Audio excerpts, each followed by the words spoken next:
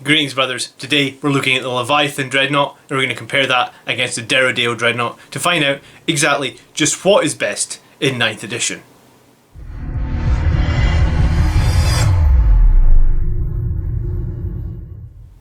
Welcome to the weekly tactics video. I'm John, the Blood Angels Commander, and every week on this channel we have multiple videos designed to help you be a better player at Warhammer 40,000. So if that's something you're interested in, please consider subscribing. So just this week we passed 4,000 subscribers on the channel, and our good friend here, a YouTube supporter by Echo Mirage, has provided some boxes for us to give away. So we have Blade Guard Veterans multi-part kit, we have the Primaris Eradicator's going to butcher that multi-part kit, and then finally we have the Storm Speeder, and this kit will make all three variants. I should have probably turned my phone off as well when I was making this video. So yeah, this is normally what happens on a week when I make a video, so here's some raw uncut footage for a change. Anyway, all three kits coming up later in this video, so stick around and I'll let you know how you can win them. It's going to be very easy, and then let's get on to the video.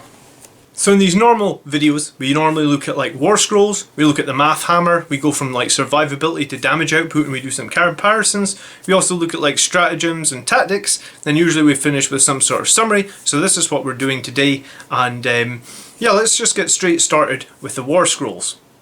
So if we compare the Warscrolls, there's only a couple of differences. Leviathan has 1 more strength, it has 2 more wounds, and it has basically a 2+ save compared to the 3+ save. They both share that 5+ invulnerable save. So default loadout for the Leviathan is 2 Graph Cannons and 2 Heavy Flamers, and that comes in at 220 points, and obviously it has Duty Eternal and it has Smokescreen. And there's a bunch of different options in that we can replace out the Heavy Flamers with Volkites, we can replace the Gravflux with Storm Cannon, which was a big favourite before. It can take some melee weapons, and also has access to the Cyclonic Lance. So when we get into the Math Hammer, we'll look at all the weapons, we'll compare them against every different type of unit in the game just about, and you'll be able to see exactly what is performing well for the points cost. So our Deredeo comes in 30 points cheaper with this Anvilus autocannon and its twin heavy bolter, and again there's loads of different choices here. We can take an Arachnos heavy lascannon battery, the Hellfire Plasma Corrode, the Volkite Falconet battery, they all replace out your autocannon, and then the twin heavy bolter can be replaced with a twin heavy flamer, and then finally it can take an Alios missile launcher or a Boreas air defense missiles. So it's much more shooting, whereas the Leviathan can do good shooting but has some close combat options. So let's start by looking at survivability for both models. So when we look at survivability, the Leviathan and the Deredeo both have their toughness 7. The Leviathan will be in cyan and the Deredeo will be here in orange. 2 more wounds in the Leviathan and that 1 extra save, and when we look at small arms fire, it's really survivable. You know, 126 bolt rifles to kill it, and in this table we've actually factored out the hit chance. So basically the opponent would need to roll the hit and actually hit 126 times to kill it with bolt rifles. And even with like heavy plasma cannons on high power doing 3 damage a pop, you'd need to actually get 16 of those essentially to kill the Leviathan. So very strong and survivable units, the Leviathan. Even with the changes in 9th edition, I still like them an awful lot. But you know what, the Deredeo is really no chump either. You know, decent against small arms fire, and against medium sized weapons, I guess like multi-meltas, las cannons, you're still looking at like 10+ hits. So fairly survivable dreadnoughts. I mean, the Duty Eternal -1 damage is really helpful in 9th edition, and I think it makes dreadnoughts just elevate them a little bit above armour. So as we move into the damage tables, it's worth noting that neither dreadnought has the core keyword, so the only way to improve their chance to hit, their ballistic skill essentially, is to have that Tech Marine within 3 inches to awaken them each turn, which is possibly an option. Tech Marine can do more than just awaken, you know, it can help hold a backfield objective, but just consider that the Tech Marine might be needed if you ever want to have them hitting on 2. So all these hits and rolls have been calculated hitting on their base ballistic skill of 3, and what we've done is we've taken every Leviathan weapon and worked out what it would do, how many hits it would do, how many wounds it would do against different toughnesses, and then how much damage it would actually do against different toughnesses. And a little bit later on we're going to actually compare that to some units. We're going to factor in armor saves and work out like the raw damage it will do against different units. So we'll move straight past this slide and show you what's happening with the Deredeos. So a lot of different weapon options with the Deredeo, and you'll notice in some of the columns that I've essentially put 2 MW, and this means that the weapon will actually do 2 mortal wounds. These Volkite guns have a chance to do mortal wounds usually when you roll 6s, so if you have 6 shots then you could assume that you would roll 1/6, and that's how we've added those mortal wounds. So I mean, they would just add on top of the damage number above them, so just keep that in mind as we move through. So now that we know roughly what they can do, let's actually compare these up against some units that we would commonly see on the tabletop. So in this slide, what we've done is we've taken all those Leviathan weapons, excluding melee weapons, we'll retouch on melee weapons in a minute, and we've tried them up against various different things, ranging from like Chaos Cultists with toughness 3, all the way down to basically like heavy armor with a toughness 8 and like a 3+ save. We've also put some Dreadnoughts in there, so you can see how that -1 duty eternal affects you, and some heavy infantry. Essentially what they would be is like your Blightlord Terminators, you know, they're 2+, 4+ invulnerable save, and then the -1 damage. So we've worked out everything for all the different weapon options for the Leviathan Dreadnought, and then what we've done is basically we've done the exact same again with the Deredeo Dreadnought. And I mean, you can stop on the slides if you want and just look at the different weapon options, but what I've done now is actually looked at all this data, and all the cells, sometimes I'll highlight like green as like the best of a column and then orange for second best of a column, but we'll go into a comparison, and in the comparison I've picked some loadouts that I think could potentially give you the most damage if that's what you're interested in. So we've got 2 sheets for this comparison. In the first sheet we're very much talking about using the Dreadnought as a weapons platform. So as Blood Angels, you'll know that there's no way that we really have buffs to shooting, so our chapter tactic doesn't really make any difference here. So this is just the raw damage that these guys will be able to do, and I guess this would be relevant for any Space Marine chapter as it stands. So we've looked at the Leviathan with the 2 grav cannons, and also I really prefer the heavy Volkites over the Flamers. I mean, maybe if you're not going to take any melee weapon, then I can understand why you would take the Flamers, but if you're going to use it as a platform for shooting, then the Volkites are definitely going to do better than the Flamers. You can see that in the previous slides. We've also used some Storm Cannons here, because people still just seem to really love the Storm Cannons in 9th edition, even though they got more expensive and even though they got a nerf.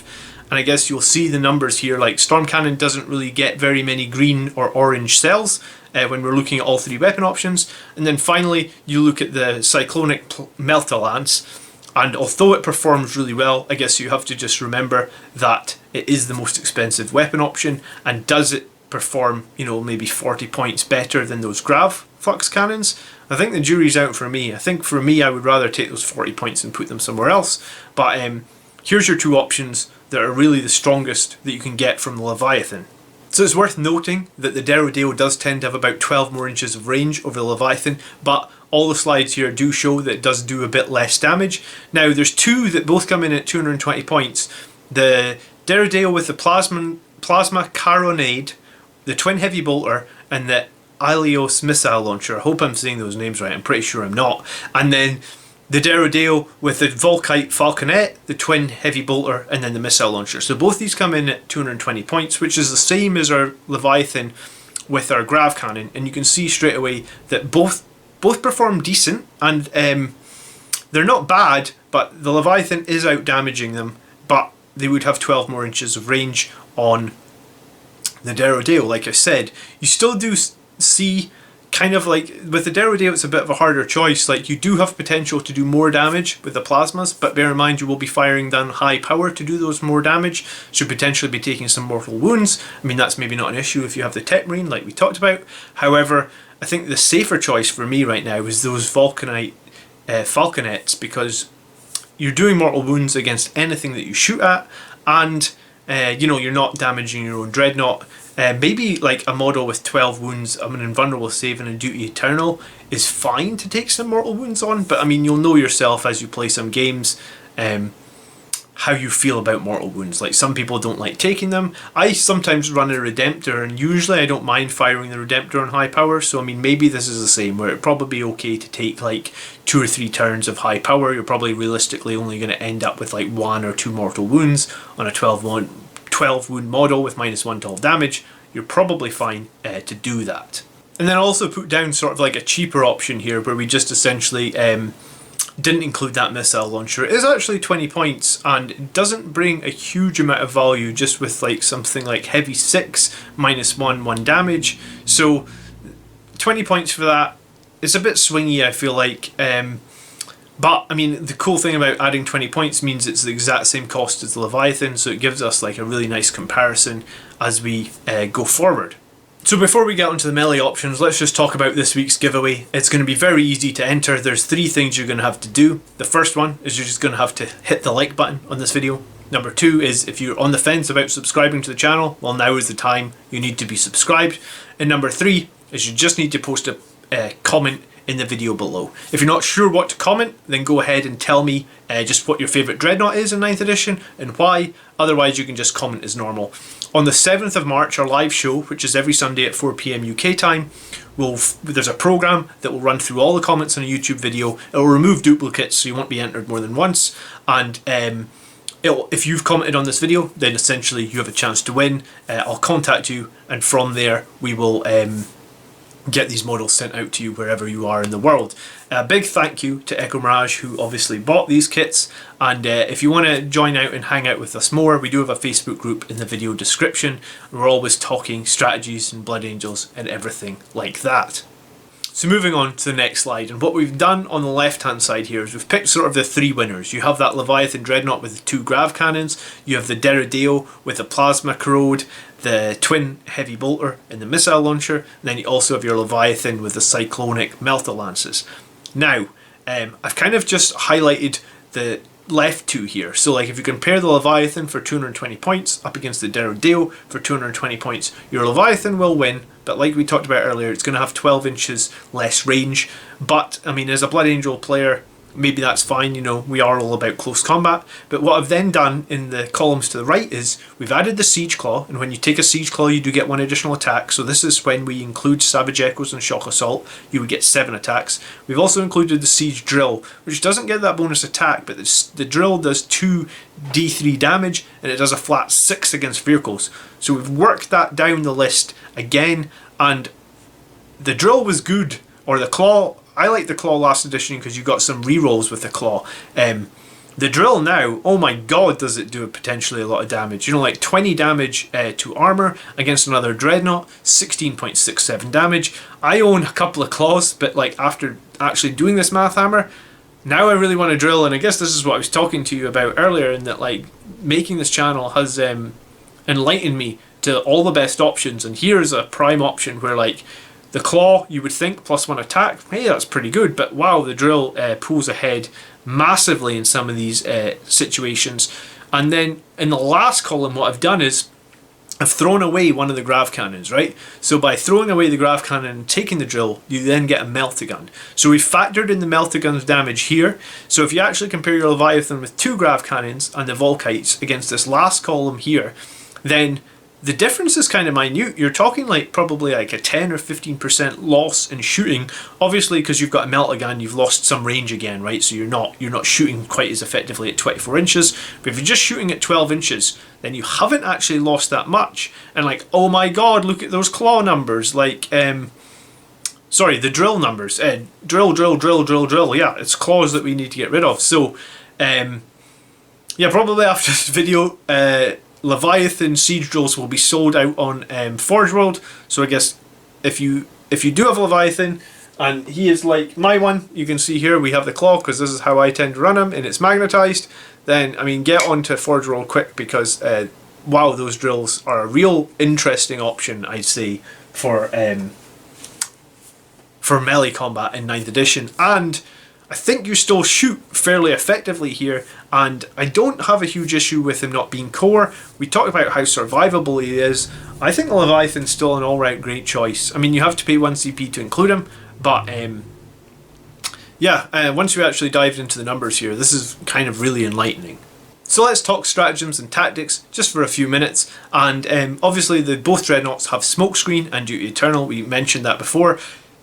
Both Dreadnoughts also have the ability to ignore mortal wounds if we do play Armour of Contempt for 1 CP, or ignore mortal wound on a 5+. They can both also cast Wisdom of the Ancient, which does give like Rites of War or Tactical Precision within a 6-inch bubble. However, the issue would be that, again, because they're not core, although they would buff core units, they wouldn't actually be able to buff themselves. I think the Leviathan is still a great choice. You know, he's, in terms of shooting, maybe like 15% better off than the Deredeo, and then against like small arms fire he's up to 100% more survivable. He's also just still pretty difficult to take down with that toughness 7 and the 2+ regular save.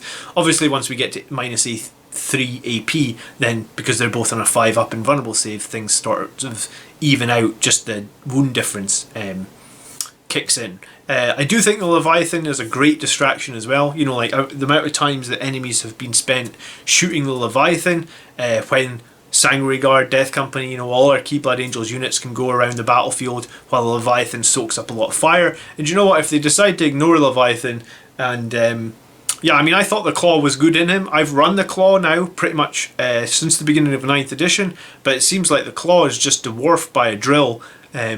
There might be an odd situation against many infantry where the Claw would be better, but I think the drill is just going to be generally very scary at -4, -5 once we get to turn 3. Are you really going to be getting your Leviathan into combat much before turn 3 anyway? So you're looking at like -5, and then you're looking at like a potentially 6 damage. If you have a Psyker with Null Zone around, that's going to be absolutely brutal. And but I mean, the Deredeo does offer a different sort of play, right? In that you could have like a very survivable Dreadnought with a 36-inch range, doing a decent amount of damage, and it can be used sort of as that Wisdom of the Ancient Bubble. So if you had some Eradicators or something else that could benefit, some other heavy support that could benefit from rerolls, then I think the Deredeo could easily sit on a backfield objective and do something, you know, provide some good value to your army as well. Now, just a few weeks ago we looked at the Contemptor Dreadnought versus the Redemptor Dreadnought, and I will put the link to the video of them up here. However, if either of those were going to hold a backfield objective, then your Deredeo is better, because obviously it has more wounds than the Contemptor, and it has like an invulnerable save unlike the Redemptor. So the Deredeo is going to be more survivable than both those, so I guess if you just want a pure shooting platform, then I think the Deredeo is actually the best choice. However, as Blood Angels, we probably quite like having the odd Claw in there, or Siege Drill. So consider for Blood Angels, probably the Deredeo is the least likely pick.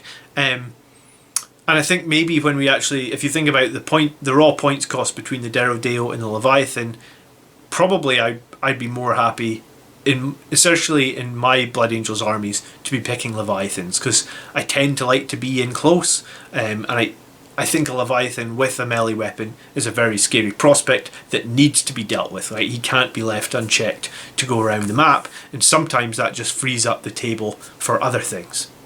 I do still see a lot of players include Leviathans with storm cannons, and if we go back to the slide that I had up before, while they are strong, they're really only strong against like groups of infantry. They're kind of weaker against everything else now.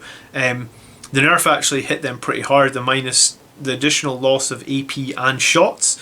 So, I mean, if you're going to use a Leviathan to basically clear screens, maybe like with heavy flamers and a storm cannon, and then to try and get into combat, then I could potentially see that working. But I think the way I like to run the Leviathan is take those Volkite cannons to dish out some mortal wounds to pretty much anything, take that Grav Flux to maybe pop some enemy armor, weaken them a little bit, and then charge in and just smash them with your drill. If you have to end up against suboptimal targets with your drill, you're still going to destroy a lot of units. And you know, I think if you have that drill, or the Claw even, like not many people are going to charge a Leviathan with a Claw, right? Because like there's a big question mark, like can you do enough damage to kill a Leviathan in one turn? Well, I think we worked out it was like 21 Thunderhammers. So, you know, with -1 to hit, if you imagine every model needing to hit with a Thunderhammer, that is actually you know, that's essentially you would need to have 42 Thunderhammer hits to bring the Leviathan down in one turn, and then you have to survive against the Claw, which can be generally very nasty. So my thought right now for Blood Angels is 100% a Leviathan can work in a list. You know, we don't get many submissions with Leviathan Dreadnoughts in them, and not many with the loadout that we've mentioned here, but I mean, I think that loadout is going to jump in my estimation, right? Honestly, before I did the video, I thought the Claw was still the better option, giving you that one extra attack, but it seems like just the raw damage and the average damage that Drill can do now really eclipses the Claw in every way, shape or form. So it's really nice to actually see both Forge World models like looking like they're in really good spots. You know, like obviously that 1 CP tax to include them is interesting, but I mean, I think I'm happy to pay the 1 CP for the benefits that these bring over the regular, you know, like a Redemptor Dreadnought, or I guess maybe just like a regular Contemptor Dreadnought, or maybe even like one of the older Dreadnoughts with like, you know, twin las cannons and missile launchers. It just feels like both these units give you options that we don't get in the Codex. I generally quite enjoy making Forge World models. They're kind of a bit of a project, but they are very rewarding, you know, when they're done. So if you don't own any Forge World and you're wanting to get something in 9th edition, I think I would totally recommend a Leviathan. I think that the Gravflux, the Vulcanites, which come with it anyway, and then the Claw or the Drill are 2 really good options, and I think that's a great introduction to Forge World as well. And yeah, I mean, if you didn't leave a comment earlier in the video because you weren't sure, I guess now would be the time as well. Leave me a comment on, based on all these numbers, is this something you would include in your 9th edition army list, and if so, what loadout would you take?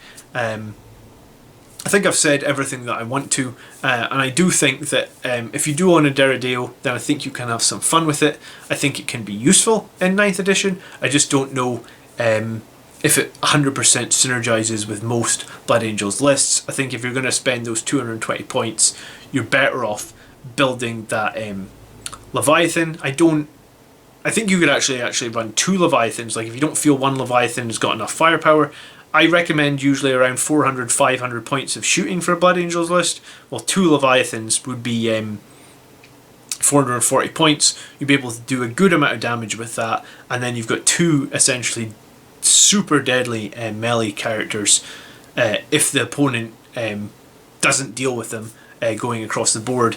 And in some ways this synergizes a little bit like the list that I was running with my super heavy tank, right? Is like the super heavy tank, against that list your opponent can play one of 2 ways, right? They can completely ignore the tank, and then they can you know, try and deal with everything else, in which case in the final turns, the battle report against Death Guard just this week, the tank then just mopped units off the objectives and basically won us the game. Or they can try and go all in on these units, and then what does that mean? It means like all of our Sanguinary Guard, our Death Company, our Vanguard veterans are kind of freer, our powerful characters be it, they're kind of freer to go around the board and do what they need to do, and we know how much work they can do for us. So yeah, I mean, like I've seen some really strong lists running a couple of Redemptors, and we are going to do some reviews in the coming weeks. We're going to look at some more army lists, because I think we're in lockdown here in the UK for maybe like another, or at least in Scotland for another 2 or 3 weeks. So we are going to get back to the tabletop very soon, but we will look at some army lists. And thank you so much for watching this week.